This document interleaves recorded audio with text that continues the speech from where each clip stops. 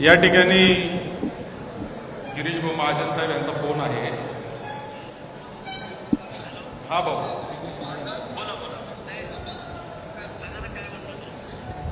भाऊ याच्यात असं म्हणणं आहे की कमिटी नेमली तिथपर्यंत ठीक आहे, तुमचं म्हणणं आहे की कमिटी नेमलेली आहे।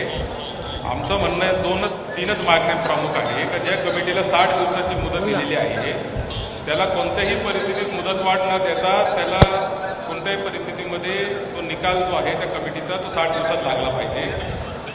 आणि दुसरी गोष्ट कमिटीने दुसरं आमची मागणी अशी आहे की कमिटीने फक्त तांत्रिक मुद्दे न तपासता जनभावनेचा पण विचार केला पाहिजे। बरोबर आहे। या दोन मागण्या आहेत भाऊ, तर तुम्ही सांगा काय करायचं। नक्की त्याचा 100% विचार होईल। मी मुख्यमंत्री महोदयांना पुन्हा सांगतो, कमिटीला सांगतो 60 दिवसातच निकाल द्यायचा आहे, सगळा काय असेल नसेल तर अहवाल द्यायचा आपला।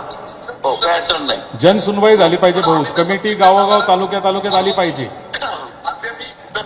नक्की आपण जसे कमिटीला सांगतो मी ते सगळं आपलं ऐकून घेतील। समितीशी बोलत होतो, मुख्यमंत्री महोदयांशी बोललेलो आहे, त्यांची परवानगी घेतली त्याशी बोलायला। भाऊ आता मला सीएम साहेबांचा पण काल रात्री फोन होता, त्यांचं पण म्हणणं तेच आहे, पण तुम्ही हे थोडंसं तुमच्या प्रशासनाला सांगा की आम्हाला लेखी देऊन टाका की जनसुनवाई होईल आणि 60 दिवसाची मुदतवाढ देणार नाही, अशा दोन गोष्टी आम्हाला लेखी देऊन टाकायला सांगा। लेखी जे समजा मी तुम्हाला लेखी देऊन टाकतो, पण तुम्ही संपवा, काय अडचण नाही। माझा शब्द आहे की तुम्हाला लेखी देतो। ठीक आपण ठीक काय तारीख होती ती आपण कधी